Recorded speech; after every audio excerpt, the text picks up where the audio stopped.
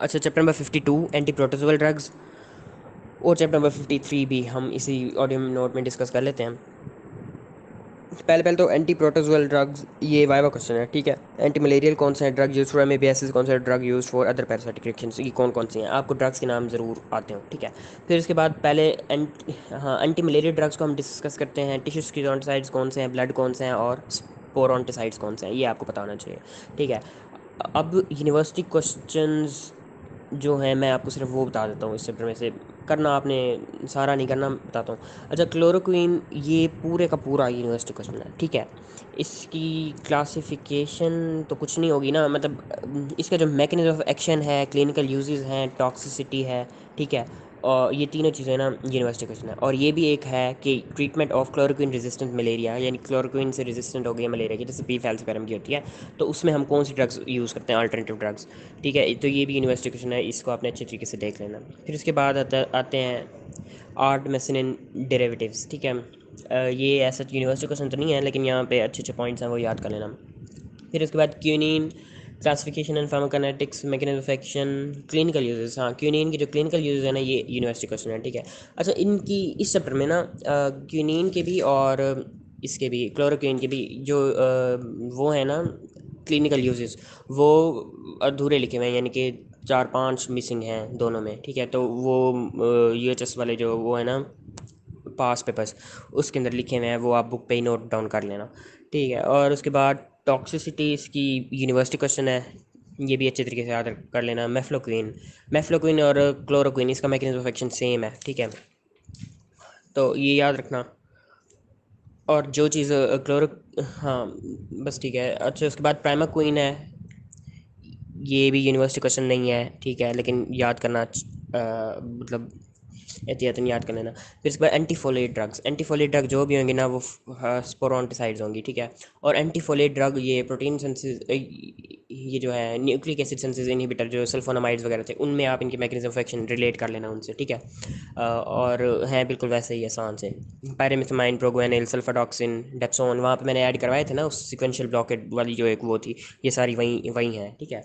इनकी टॉक्सिसिटी भी किंग्स हैं, इनकी टॉक्सिसिटी का निमोनिक KINGS किंग्स, ठीक है। के से किडनी डैमेज, आई से इंट्रैक्शन, ड्रग इंट्रैक्शन जो भी होते हैं, एन से पता नहीं क्या देख लेना, और जी से GIT इरिटेशन, और एस से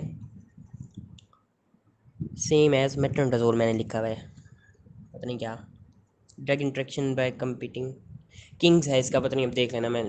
फिर इसके बाद अदर एंटी मलेरियल ड्रग्स, इनके नाम आपको आते हैं, बस इतना काफ़ी है, ठीक है। अच्छा, और ड्रग, इसका एच पॉइंट है ये कि ना, drugs for the prevention of malaria in travellers, ये यूनिवर्सिटी क्वेश्चन है, इसको अच्छी तरीके से रट लेना, ठीक है। ड्रग यूज फॉर एमएबीएस, टिश्यू एमएबीसाइड कौन से हैं, और ये कौन से हैं, ल्यूमिनल एमएबीसाइड कौन से हैं, ये आपको बताना चाहिए, ठीक है। बाकी इनमें जो यूनिवर्सिटी क्वेश्चन है वो मेट्रोनिडाजोल है, मेट्रोनिडाजोल, टिनिडाजोल, ये बहुत ज़्यादा अहम है, ठीक है। मेट्रोनिडाजोल का मैकेनिज्म ऑफ एक्शन नेवा आया हुआ था, हर साल आता है, ठीक है। उसके बाद क्लिनिकल यूजेस इसके बहुत आते हैं, ठीक है, और हर साल आते हैं। और टॉक्सिक हमारी बारी में भी आए हुए थे इसके क्लिनिकल यूजेस।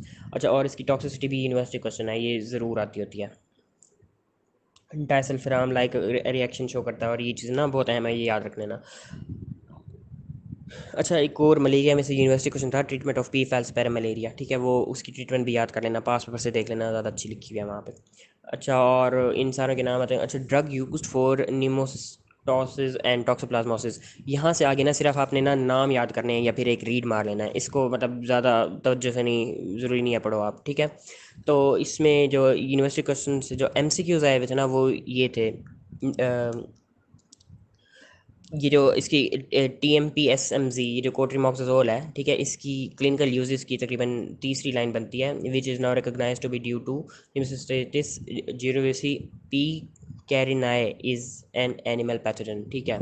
इसको अंडरलाइन कर लेना, ये भी किसी तरीके से आया हुआ था यूनिवर्सिटी क्वेश्चन, अब मैंने मार्कर से अंडरलाइन किया हुआ है, इसीलिए मैं बता रहा हूँ। अच्छा, और prophylaxis in AIDS, it is used, मतलब प्रोफिलैक्टिकली एड्स पेशेंट में हम देते होते हैं ये, ठीक है, कोट्रीमोक्साजोल, ये भी याद कर लेना।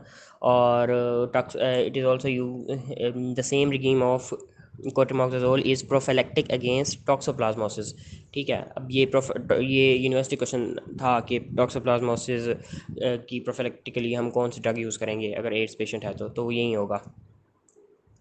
तो ये MCQs में आते होते हैं ये पॉइंट्स, ठीक है। बाकी सारी ना सिर्फ नाम याद कर लेना काफ़ी है। फिर चैप्टर नंबर 53 एंटी हेलमिंथिक, इसमें से यूनिवर्सिटी क्वेश्चन कभी नहीं आया कोई भी, ठीक है, लेकिन आपने इनके नाम याद कर लेने और मैकेनिज्म ऑफ एक्शंस भी थोड़े थोड़े, और क्लिनिकल यूजेस के लिए सिर्फ टेबल नंबर 53.1 को अच्छे तरीके से रट लेना है, ठीक है, क्योंकि ये अहम टेबल है, यहाँ से MCQs आते होते हैं, ठीक है। अब फॉर एग्जांपल जो एक MCQ आया हुआ था वो ये था, टीनिया सजिनेटा बीफ टेप फॉर्म के लिए हम कौन सा यूज़ करते हैं, निक्लोस समाइड हमारे पास है ड्रग ऑफ चॉइस के लिए, ठीक है। एम्प्राजिक्वेंटल को फिलहाल भूल जाना, लेकिन निक्लोसमाइड है लाजमी इसकी ड्रग ऑफ चॉइस। और भी मतलब आप इनके नाम याद यूं भी करें कि हाँ भाई, हुकवॉर्म और फिलेरियासिस, या फिर जैसे एस्कैरिस लुम्ब्रिकॉइड है ना, उसको राउंड वॉर्म भी कहते हैं, तो आपको दोनों नाम आते हों, ठीक है। अच्छा, इनके मैकेनिज्म ऑफ एक्शन बहुत आसान है, ऐसे बस जल्दी जल्दी पढ़ लेना और हो जाएगा। एल्बेंडाजोल है, एल्बेंडा असेंबली से रिलेटेड है, तो ये किससे, माइक्रोट्यूब्यूल की असेंबली को इनहिबिट करेगा। और इसी तरह से ये याद करना कि माइक्रोट्यूब्यूल की सिंथेसिस को कौन इनहिबिट करेगा, मीबेंडाजोल, उसी तरह से मिलता जुलता है, ठीक है। और फिर उसके बाद डाइथिल कार्बामेज़ीन और एवरमेक्टिन, ये भी इम्पॉर्टेंट हैं, ठीक है। पिप्राजीन, ठीक है, पिप्राजीन और पैरालिसिस, ये दो लफ्ज़ भी आपस में मिलते हैं, इसलिए ये पैरालाइज कर देगा जो भी होगा उसको, वॉर्म को, ठीक है। बाकी सारों के मैकेनिज्म ऑफ एक्शन सिर्फ इनके याद कर लेना, और ड्रग दैट एक्ट अगेंस्ट ट्रिमेटोड्स, इनके सिर्फ नाम याद करना और कुछ नहीं याद करने, और सिस्टोड्स के भी सिर्फ नाम।